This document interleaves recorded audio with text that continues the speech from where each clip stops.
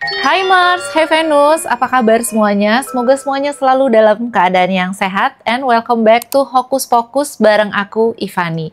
Kalian pasti udah sering dengar cerita-cerita tragis keluarga Kennedy, salah satu keluarga paling terkenal berpengaruh dalam sejarah Amerika. Tapi hari ini aku bakal bawa kalian lebih dalam ke sudut tergelap dari sejarah mereka. Kalau dengar nama Kennedy, yang langsung muncul di pikiran kita biasanya adalah John F. Kennedy, Presiden Amerika ke-35 yang terbunuh di siang bolong, atau Robert F. Kennedy, adiknya yang juga bernasib sama tragisnya. Tapi ada satu kisah yang jarang dibahas, kisah yang bahkan keluarga mereka sembunyiin selama bertahun-tahun. Hari ini kita bakal bahas Rosemary Kennedy, adik perempuan kandung John F. Kennedy. Rosemary adalah anak cantik, ceria, dan penuh harapan. Tapi hidupnya berubah selamanya karena satu keputusan fatal yang diambil oleh ayahnya sendiri. Siap-siap ya guys? So, ladies and gentlemen, let's dive into the story.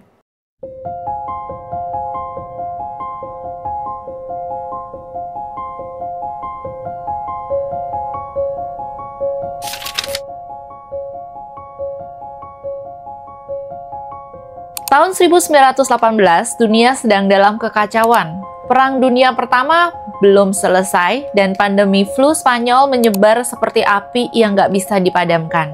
Kota Brookline, Massachusetts, tempat keluarga Kennedy tinggal, adalah salah satu yang terkena dampaknya.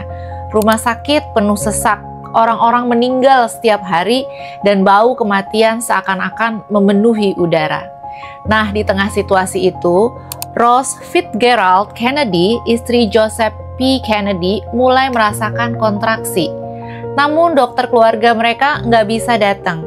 Satu-satunya bantuan yang tersedia adalah seorang perawat yang kemudian mengambil keputusan yang akan menghantui keluarga ini selamanya. Rose diminta menahan proses kelahirannya. Bayangin, seorang ibu yang sedang kesakitan disuruh untuk menekan kakinya erat-erat, menahan kepala bayi supaya nggak keluar. Bahkan kepala kecil Rosemary yang udah muncul didorong kembali ke dalam. 2 jam penuh, bayi itu kekurangan oksigen. 2 jam yang menjadi awal dari tragedi hidupnya. Terus ketika akhirnya dokter datang, bayi perempuan itu lahir, namanya Rosemary Kennedy. Dari luar dia terlihat sehat dan normal, tapi seperti bom waktu yang berdetak, efek dari 2 jam yang mencekam itu baru terasa bertahun-tahun kemudian.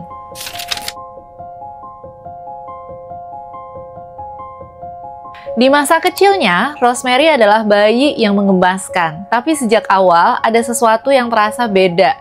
Dia lebih lambat belajar berjalan, bicara, bahkan merespon hal-hal yang sederhana. Sementara kedua kakaknya, Joe Jr. dan John, tumbuh menjadi anak-anak yang aktif dan pinter-pinter. Rosemary tampak tertinggal jauh.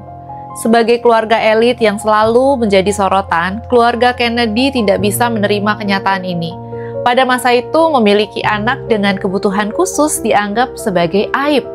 Stigma terhadap disabilitas begitu kuat, terutama di kalangan atas. Bahkan ada gerakan eugenika yang meyakini bahwa manusia dengan gen buruk tidak layak berkembang biak. Joseph dan Rose Kennedy yang begitu peduli dengan citra keluarga mencoba segala cara untuk menyembunyikan kondisi si Rosemary. Dia dipindahkan dari satu sekolah ke sekolah lain. Mereka sangat berharap dengan pendidikan khusus Rosemary akan sembuh. Tapi harapan itu perlahan-lahan hancur. Para dokter akhirnya memberi diagnosa bahwa Rosemary mengalami kerusakan otak akibat kekurangan oksigen pada saat lahir. Namun sebagai seorang anak, Rosemary nggak pernah menyerah. Dia selalu berusaha untuk menjadi bagian dari keluarganya. Dia menulis diary tentang konser, pesta dansa, dan orang-orang yang dia temuin. Dia ingin dianggap sama seperti saudara-saudaranya. Tapi dunia Kennedy gak pernah memberinya ruang untuk itu.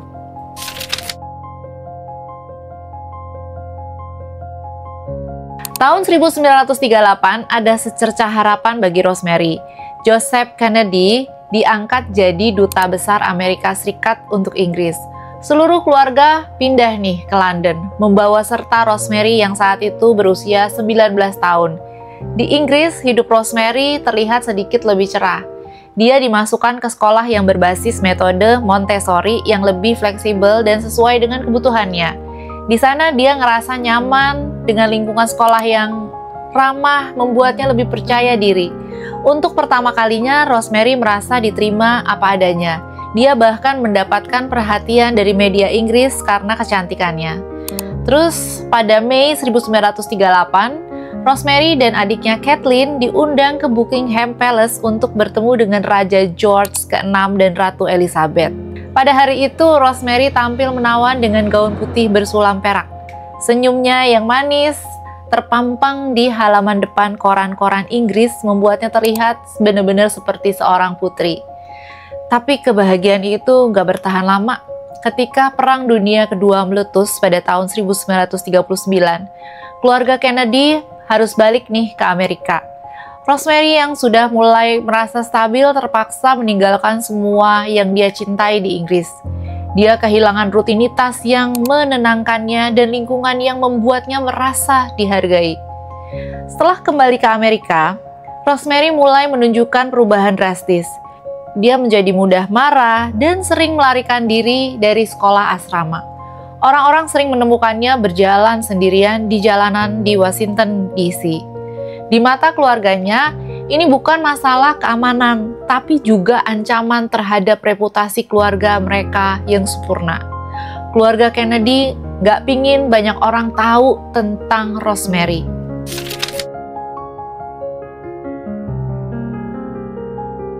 Ketakutan Joseph Kennedy terhadap skandal dan pandangan masyarakat membuatnya mengambil keputusan paling tragis dalam hidupnya. Tanpa berkonsultasi dengan istrinya atau dengan anggota keluarga lainnya, dia mutusin bahwa Rosemary harus menjalani lobotomi, prosedur medis kontroversial yang dianggap sebagai solusi untuk gangguan mental pada masa itu. Bayangin, Rosemary yang nggak tahu apa-apa dibawa ke ruang operasi. Kepalanya dicukur, tangannya diikat ke meja operasi. Dia tidak diberi anestesi total, hanya obat penenang. Selama operasi, dia diminta menyanyikan lagu dan membaca doa untuk memastikan dokter tidak merusak bagian otak yang mengontrol kemampuan berbicara.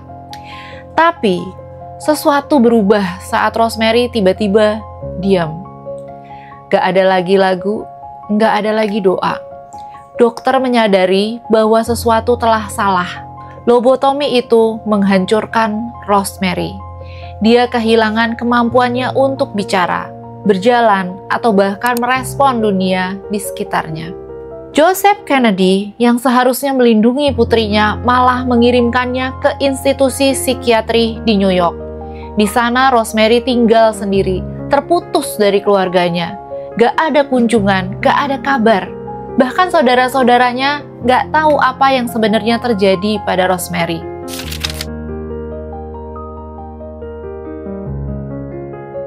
Selama lebih dari 2 dekade, Rosemary hampir tidak disebutkan dalam komunikasi keluarga Kennedy.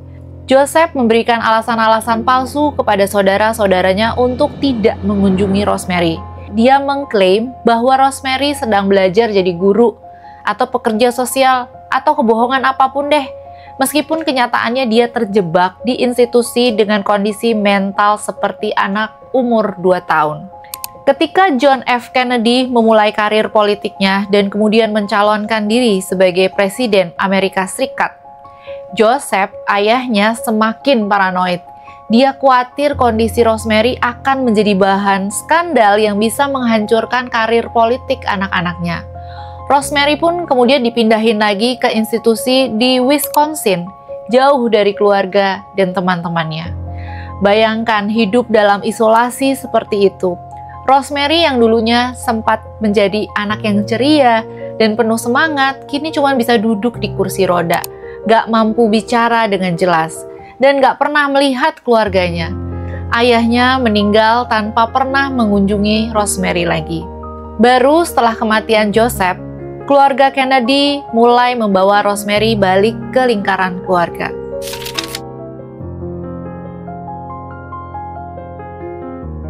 Setelah Joseph Kennedy meninggal pada tahun 1969, saudara-saudara Rosemary mulai menyadari betapa tragisnya keputusan yang diambil oleh ayah mereka. Tentu saja mereka mulai cari tahu di mana nih keluarga mereka yang satu ini ya. Mereka berusaha menebus kesalahan itu dengan menciptakan perubahan besar di dunia. Eunice Kennedy yang sangat mencintai kakaknya, menggunakan pengaruh dan dana keluarga untuk mendirikan Special Olympics, sebuah organisasi yang memberi kesempatan kepada penyandang disabilitas untuk berkompetisi dalam olahraga. John F. Kennedy saat menjadi presiden mengesahkan berbagai undang-undang untuk meningkatkan hak-hak dan kesejahteraan penyandang disabilitas. Mereka saling membantu dan mereka saling mensupport si Rosemary saudaranya. Rosemary sendiri perlahan-lahan kembali ke dalam kehidupan keluarganya. Meskipun dia nggak pernah benar-benar bisa pulih, dia mulai belajar jalan lagi dan menikmati waktu bersama ponakan-ponakannya. Dia akhirnya meninggal pada tahun 2005 dalam usia 86 tahun, dikelilingi oleh keluarga yang sangat mencintainya. Kisah Rosemary Kennedy bukan hanya cerita tentang tragedi, tetapi juga pelajaran besar tentang nilai kemanusiaan. Dia adalah pengingat bahwa setiap orang, terlepas dari keterbatasannya, memiliki hak untuk dihargai dan dicintai. Tragedi Rosemary membuka mata keluarga Kennedy dan melalui mereka membuka mata dunia. Special Olympic adalah warisan Rosemary. Undang-undang untuk penyandang disabilitas adalah bagian dari jejaknya.